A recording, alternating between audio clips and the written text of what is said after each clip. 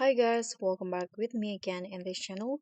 On today's tutorial, I'm going to show you how you can create an animation character in Canva apps or canva.com. So here, I've already opened the Canva on my computer, and to start creating a character, you can just find build the character build apps on Canva. So here, scroll down on the left panel in here, then click on the apps.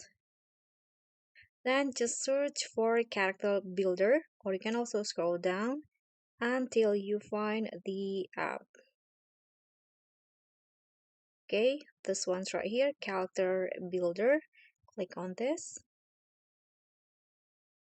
Now you can build your own character. You can choose from a variety of different faces and body and also expression. So just click on open to start. Then the app will be open. Here you can just select the head first, click on see all if you want to see all of the options available.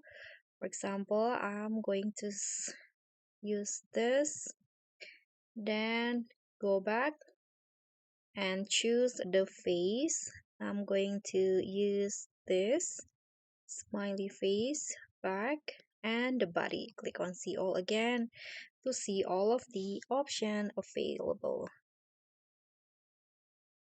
Hmm,